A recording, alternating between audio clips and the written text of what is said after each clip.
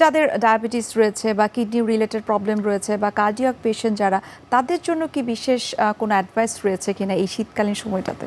শীতকালের সময় মুখের মধ্যে যাদের এই ক্রনিক রোগ রয়েছে তাদের তো এমনিতেই তাদের শরীরের অবস্থা যতটা ভার্নেবল অবস্থায় রয়ে গেছে। আমরা জানি ডায়াবেটিস থাকলে মুখের অনেক রোগী কিন্তু শোকাতে চায় না বা ক্ষত শোকাতে চায় না।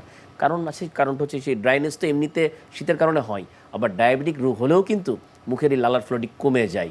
আবার এর পাশাপাশি আমরা জানি ডায়াবেটিস রোগের যেই রক্ত সরবরাহ নালী সেগুলি মোটা হয়ে যায়, সেগুলো ইলাস্টিসিটি কমে যায়, যার ফলে আমরা যে খাবার খাচ্ছি তার যে উপাদান বা শরীরে কোনো রোগ হলে সেই রোগের সাথে ফাইট করার জন্যে আল্লাহ প্রদত্ত আমাদের রক্তে যে উপাদান সেটি কিন্তু টার্গেট জায়গায় এসে পৌঁছাতে পারে না। ফলে আমরা ডায়াবেটিস রোগীর দেখি পায়ে ঘা হলে শুকাতে চায় না, মুখে খালে শুকাতে চায় না। তো এই সমস্যাগুলো তো আরও বেশি বেড়ে যায়। তো যাদের ক্রনিক রোগ রয়েছে, ডায়াবেটিস বলেন, ব্লাড প্রেশার, কিডনি রোগ, তাদেরকে এই সময় অবশ্যই অধিক যত্ন নিতে হবে স্বাভাবিক সময় থেকে। মুখের যত্ন যদি সঠিকভাবে না নেওয়া হয় অথবা যদি দাঁত যদি সুস্থ না থাকে, সেটি কিন্তু কার্ডিয়াক রিলেটেড অসুখ তৈরি করতে পারে। এই বিষয়ে আপনার কাছে একটু জানতে চাই। এটা একদম সত্যি একটি বিষয়।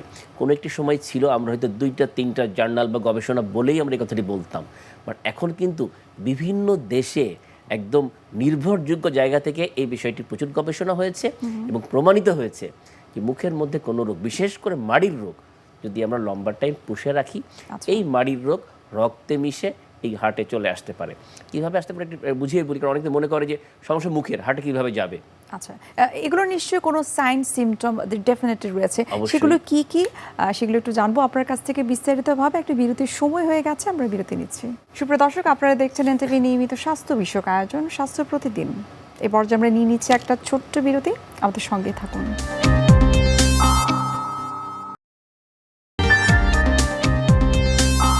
দর্শক, ফিরে আসলাম বিরতি থেকে। আপনাদেরকে অসংখ্য ধন্যবাদ আমাদের সঙ্গে থাকার জন্য। আপনি বলছিলেন যে বিভিন্ন ধরনের সাইন সিমটম থাকে যেটি দিয়ে বুঝতে পারবেন কোনো একজন ব্যক্তি যে না, তার হয়তো দাঁতের এই সমস্যা থেকে অন্য কোনো অর্গান এফেক্টেড হতে পারে, সেটা কার্ডিয়াক রিলেটেড কোনো প্রবলেম অথবা কিডনি রিলেটেড প্রবলেম। সেই সাইন সিমটমগুলো আসলে কি কি? প্রথমে বলতে গেলে যেটা বলছিলাম, মাড়ির রোগ। আপনি হা করে দেখবেন যে আমাদের ভিতরেই, আপনার আশেপাশে মানুষের মধ্যেই কিন্তু দাঁত এবং মাড়ির যে সংযোগস্থল, মানে দাঁত আর মাড়ি যেখানে লেগেছে ওই জায়গাটিতে অধিক লাল হয়ে আছে, অথবা ওই জায়গাটিতে খয়েরিকা ব্ল্যাক কালারের শক্ত কিছু আস্তরণ পড়ে আছে। এটা খালি চোখে দেখা যায়, এর জন্য মাইক্রোস্কোপের দরকার হয় না। তো দেখা যায় এই যেগুলি যাদেরকে হয়ে গেছে তাদের এই সমস্যাগুলো আসলে বেশি হয়ে থাকে। কারণ ওই আস্তরণগুলো কী, এগুলো হয়তো প্লাক অথবা ক্যালকুলাস, এর মধ্যে কিন্তু অসংখ্য ব্যাকটেরিয়া থাকে, সেগুলো আমরা খালি চোখে দেখতে পারবো না।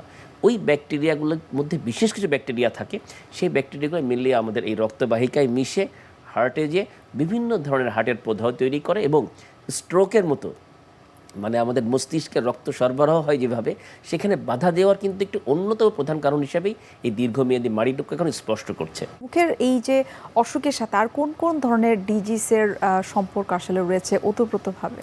হ্যাঁ, তার আগে একটু বুঝতে হবে যে আসলে মুখের রোগ কীভাবে আমাদের শরীরে ছড়ায়। আপনি দেখেন, আমরা যখন কোনো ওষুধ খাই, ওষুধ তো খেয়ে পেটে যাই, তাহলে কীভাবে আমাদের মাথা ব্যথা কমছে, কীভাবে শরীরের ক্ষত ভালো হচ্ছে, ওষুধ মুখে দিচ্ছি। আসলে যে কোনো খাবার খাই বা ইনজেকশন দেই, যাই করি না কেন, এটা কীভাবে আসলে ছড়াই, এটা রক্তের মারফত যায়। রক্ত আমাদের সেই নির্দিষ্ট ওষুধ বলি বা যেটা আমাদের দরকার পুষ্টি বলি, সেটাকে ওই আমাদের যে টার্গেট জায়গা থেকে নিয়ে যেখানে দরকার সেখানে পৌঁছে নিয়ে যায়।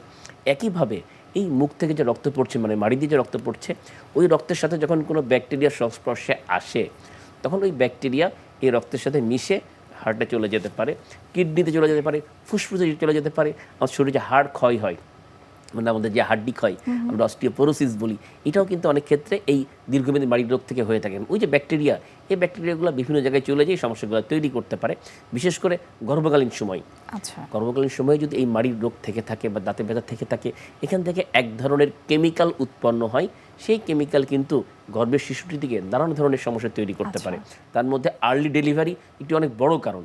গবেষণা বলছে প্রায় 17 ভাগ, আমাদের দেশে না, এই গবেষণা হচ্ছে আমেরিকার তো উন্নত দেশে, সেখানেও কিন্তু প্রায় 17 ভাগ আর্লি ডেলিভারি হয় এই গর্ভকালীন সময়ে দীর্ঘমেয়াদী দাঁতের ব্যথা বা মাড়ির রোগ থেকে।